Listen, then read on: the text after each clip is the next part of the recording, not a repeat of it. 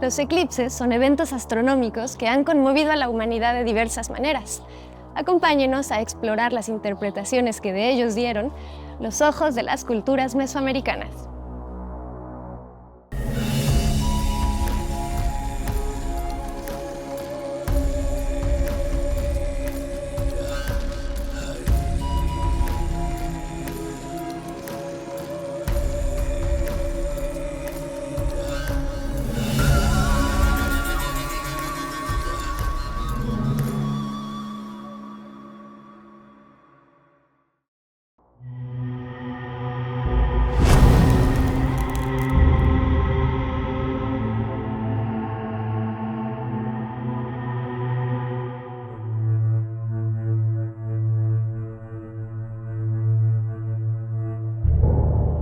Todo apunta a la oscuridad. El despliegue cósmico donde la luna y el sol coinciden por unos minutos y se funden en un abrazo profundo, en un eclipse, mantiene expectante al mundo. En cuenta regresiva, físicos, astrónomos, científicos e investigadores en general se preparan para este fascinante evento.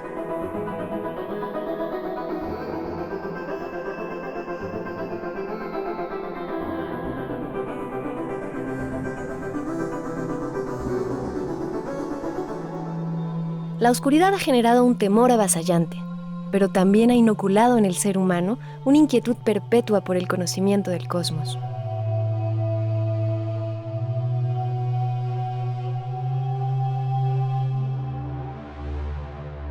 Desde tiempos inmemoriales se ha observado a la bóveda celeste con fascinación y también con sobresaltos.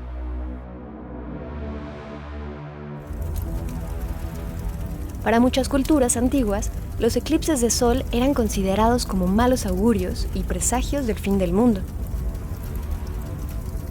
La mirada de la humanidad se hundía en la oscura bóveda celeste con la profunda fragilidad de la existencia.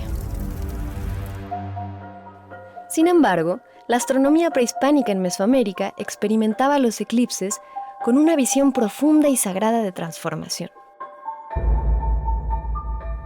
Eran interpretados como portadores de mensajes divinos y señales que dirigían el destino de las civilizaciones. A partir de un eclipse, emergían rayos, colores, formas y el rostro nunca antes visto del Sol, además de innumerables preguntas y respuestas. El cielo oscurecido, habitado por numerosos dioses, parecía quedarse quieto y se abrían como ojos los planetas y las estrellas. Mitos, realidades, rituales. Un maravilloso legado de visión mística, mágica y científica sobre los eclipses o mordidas de sol, según algunas lenguas mesoamericanas. Hay que considerar que este tipo de fenómenos que son impresionantes, tal vez los más impresionantes de la naturaleza, han provocado siempre en todas las culturas del mundo y en particular también en Mesoamérica un sentimiento de temor. Generalmente se asociaba a una sequía, a una hambruna, a la muerte de algún dirigente. Sin embargo, en algunas regiones mesoamericanas se desarrollaron técnicas de observación que llegaron a plasmarse en códices, y estos códices hoy en día nos dan idea de que los observadores mesoamericanos pudieron llegar a resolver el problema de predecir eclipses. En particular, en el códice maya que se encuentra en la ciudad alemana de Dresde, ahí podemos ver claramente cómo aparece iconográficamente la representación de los eclipses. En maya yucateco, literalmente quiere decir mordida de sol, Chivilquín, junto con fechas, números que irremediablemente se conecta con el tema de eclipses. En particular, aparecen durante poco menos de 33 años 69 eclipses registrados. No todos se observaban desde la región maya. Eso parece ya muy moderno, porque el astrónomo moderno no calcula solo lo que puede observar desde su ventana. Entonces, vean, ese procedimiento se alcanzó en Mesoamérica y se puede decir que fue resultado de una posición, digamos, científica ya, aunque seguramente la inspiración para hacer esto era por motivos religiosos, pero eso no importa, el fin fue el mismo. Así que podemos, con ciertos ajustes, recuperar esa técnica y poder predecir eclipses en cualquier otra época. En ese sentido, creo que esto representa uno de los máximos avances de la astronomía mesoamericana, en particular con los mayas. La importancia de la observación de la bóveda celeste se manifiesta en todos los códices prehispánicos. Por ejemplo, en este bello códice, Telerano Remensis. En 1531 hubo un eclipse de sol y de manera simultánea también apareció el cometa Halley. De una de las estrellas surgen volutas de humo porque, en la mayoría de las lenguas mesoamericanas, un cometa se designa como una estrella humeante. En esta página del Códice Mendoza, los dibujos fueron elaborados por pintores mexicas y las notas las escribieron los españoles para que Carlos V entendiera de qué se trataba. El semicírculo oscurecido con ojos representa la noche estrellada.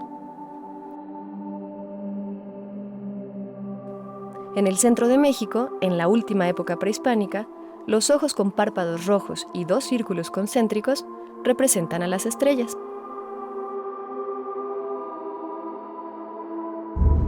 Lo mismo sucede con los mayas. En el Códice Madrid se encuentra un personaje en un ambiente oscurecido, rodeado de ojos y él mismo mirando al firmamento. Probablemente se trate de un observador del cielo. Los epigrafistas han identificado que los rectángulos en la parte de abajo señalan que esta escena sucede en el cielo. Los numerosos jeroglíficos que aquí se distinguen, relacionados con el sol, la noche, la luna, la oscuridad, continúan siendo descifrados con profundo interés. Esencial en un eclipse es Tonatiuh, el dios del sol para los mexicas.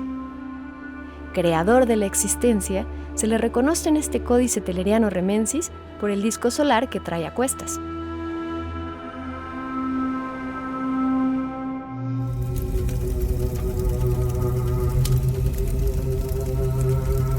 Todas las cosas dicen que las produce el sol. Esto se registró a partir de los informantes de los misioneros y no se equivocaron. La ciencia actual suscribe esta sentencia. Nuestro planeta proviene de la nebulosa original que rodeaba al Sol y, siguiendo la teoría de la evolución estelar, el Sol aumentará su tamaño y absorberá la Tierra en algún momento. Es decir, regresaremos a nuestro origen.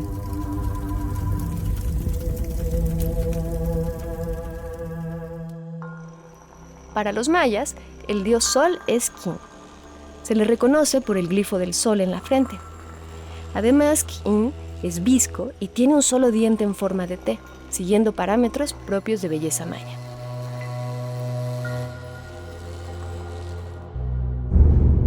Kin, dios sol, rige con las horas de los días el andar luminoso de nuestros pasos.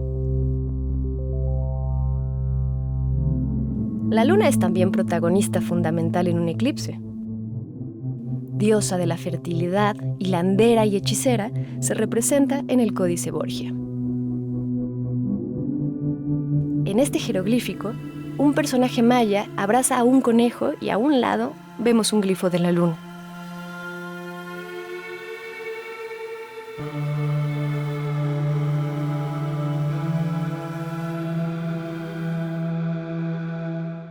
El conejo y la luna están íntimamente relacionados. Como en las culturas del lejano oriente, los mesoamericanos veían en los mares de la luna, en una luna llena, el perfil de un conejo. Y eso se asocia directamente a lo que uno puede observar desde la Tierra si uno sigue el movimiento aparente de la luna. A diferencia del Sol, que pues, es lo más brillante, día con día, si uno observa el Sol, día tras día el Sol se va a ir moviendo en el horizonte un poquito. En cambio, la luna, una vez que la veamos un día, al siguiente día va a echar un brinco, así como un conejo, porque se va a mover una distancia notable respecto a lo que se mueve el Sol. El Sol necesita 6 meses para moverse de un extremo a otro, de un solsticio a otro solsticio, pero la luna lo hace en un mes. Entonces, esa es la problemática.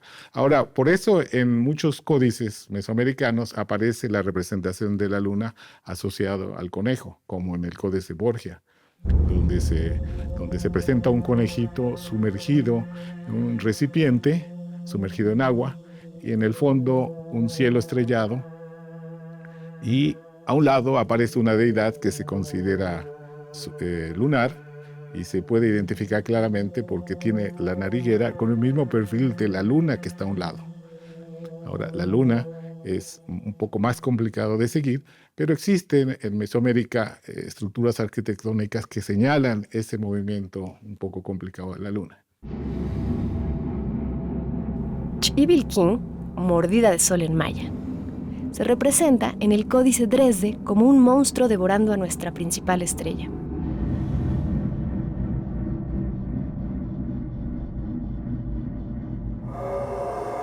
El fenómeno de un eclipse expresado en lenguas otomí, mazahua, mixteco y algunas otras se conoce como el sol enfermo o el sol muerto.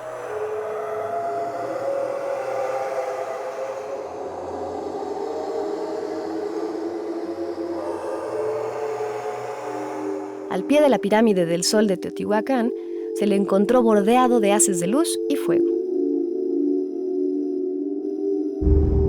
Eclipses de sol, de luna, solsticios, equinoccios, ocasos o amaneceres nos llevan a una de las condiciones inexorables de la existencia humana, el tiempo. El sistema de la cuenta del tiempo mesoamericano fue sumamente importante, fundamental para la civilización, como en otras culturas.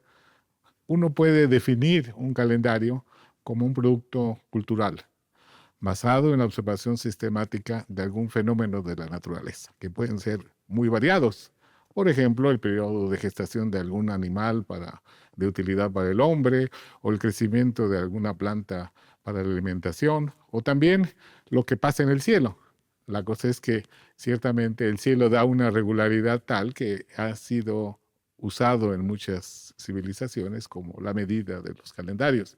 En Mesoamérica, durante 3.000 años, se elaboró un sistema, desde olmecas hasta mexicas, que se basó en dos cuentas de números, de días. Uno, obviamente, solar, de 365 días, organizado en 18 periodos de 20 días. Eso da 360 días, más 5 días para alcanzar el sol, porque el sol es el que da el ritmo de transcurrir del tiempo. Simultáneamente a esta cuenta solar, obvia, corría una cuenta ritual, religiosa, de solo 260 días, formada, organizada a través de 20 periodos de 13 días, 20 trecenas. A partir de un cierto momento, las dos cuentas empezaban al mismo tiempo y cada día tenía fecha diferente en cada sistema, de tal manera que después de los primeros 260 días se desfasan y cada uno se va por su camino, y había que esperar 52 años de 365 días para que otra vez coincidieran ambas cuentas. Pero mientras la cuenta solar dio 52 ciclos, la cuenta ritual de solo 260 días tuvo que dar 73, y se establece la ecuación básica calendárica mesoamericana. 52 por 365 días es igual a 73 por 260. Estos números que acabo de nombrar, 13, 18, 20, 260, 52, 73, es para entender, digamos, muchos aspectos de la cultura. Por ejemplo, el por qué los mesoamericanos orientan sus grandes pirámides a fechas de salida opuesta del sol, que uno diría, pues obviamente tendría que ser solsticio, equinoccio, pero no es la mayoría. La mayoría tiene que ver con estos periodos que acabo de nombrar, o múltiplos, de 13, de 73 y así en adelante, pero también estos números se utilizan para múltiples representaciones culturales, por ejemplo, el número de almenas, el número de escalones, en fin, es sumamente importante el calendario. En Mesoamérica, los múltiplos de 13 y 73 días respecto a los solsticios determinaron las fechas de orientación solar de las principales estructuras arquitectónicas. Sus portentosas edificaciones no señalan al espacio, sino al tiempo. Como en Teotihuacán, Monte Albán y Tenochtitlan.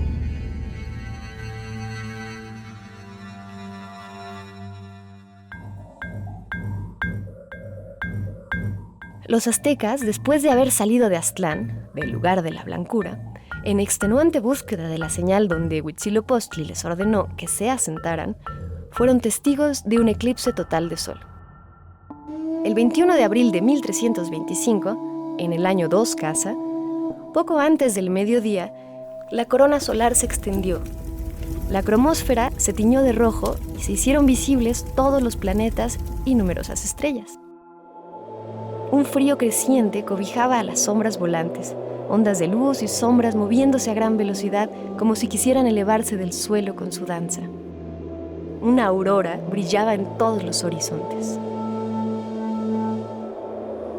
Tonatiuh, Sol, dios de los mexicas, pareció indicarles que su extenuante andar de 200 años había terminado. A partir del eclipse habrían encontrado la señal: el águila sobre un opal devorando una serpiente.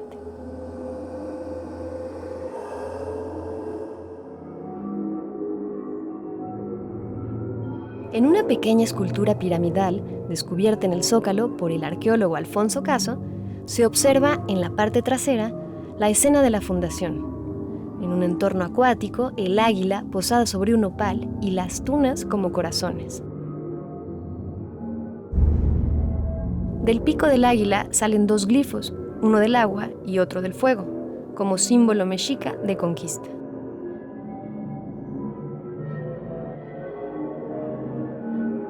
En la parte de enfrente, la pirámide tiene 13 escalones. El disco solar, en el centro, muestra 6 veces 13, cuenta numérica que rodea el glifo del sol, 4 movimientos. A un lado aparece el glifo del día del nacimiento de Huitzilopochtli y del otro el nacimiento de Tezcatlipoca, su hermano, ambos deidades fundamentales para los mexicas. Transcurridos 2 veces 13 días después del eclipse, sucedió el primer paso cenital del sol, el 17 de mayo. Los rayos generosos de Huitzilopochtli cayeron erguidos sobre los mexicas. La estructura del calendario mesoamericano determinó la fundación de Tenochtitlan y desde ahí erigieron su grandeza.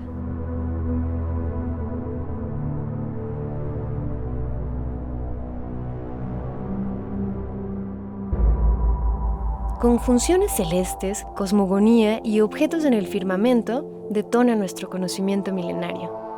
Siendo tan pequeños, tan vulnerables, logramos paradójicamente concebir el universo y medir el tiempo de fenómenos como un eclipse con extraordinaria exactitud. De la observación mesoamericana se desprende el cielo. A partir de él, espacio y tiempo se entrelazan. En la mirada mesoamericana se multiplican las estrellas.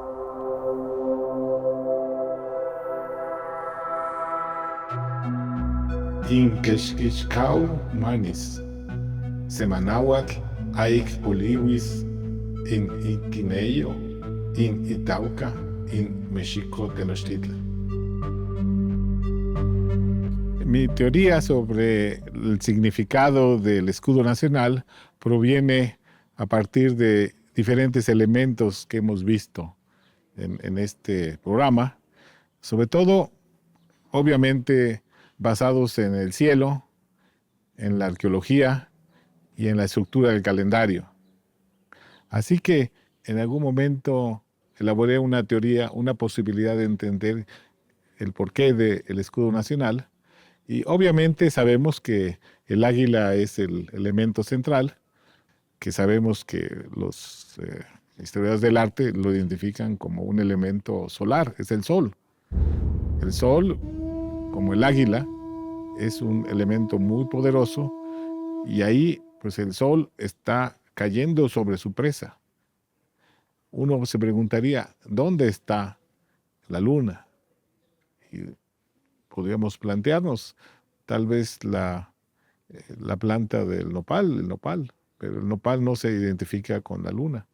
Como diría, si fuera maguey todavía, por el pulque y el conejo que lo descubrió, en fin, pero no aparentemente.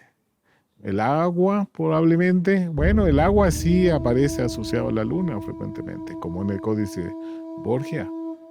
Y lo interesante es que un cronista del siglo XVI, del Castillo, que escribió en náhuatl, comenta que el lago de Texcoco, donde sucedió este evento de fundación, tenía también el nombre de Apantle de la Luna, es decir, el canal, el lago de la Luna. El mismo arqueólogo Alfonso Caso planteaba de que la fundación habría resultado de que el pueblo del Sol habría caído sobre el lugar de la Luna. Por otra parte, algunos historiadores plantean de que la población original del Valle de México, antes que llegaran los pueblos de habla náhuatl, existían aquí otros pueblos que no hablaban náhuatl, por supuesto, sino lenguas tonales como el otomí, que probablemente a eso se refiera, porque, digamos, el otomí, según los registros coloniales, aparentemente no rendía culto especialmente al sol, sino a la luna.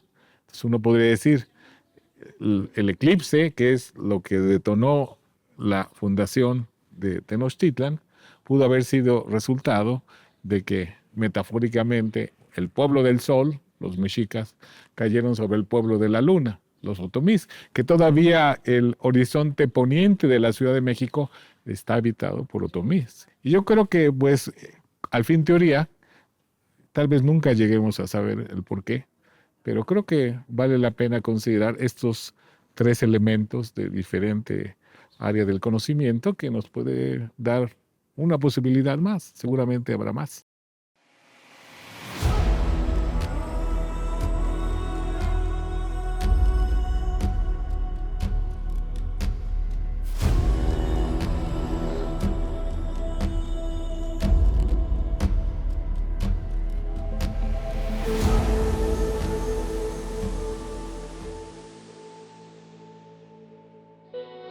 Y con esta propuesta cerramos el programa, pero abrimos un espacio para la reflexión y el conocimiento. Esperamos haber despertado su curiosidad por la arqueología mexicana.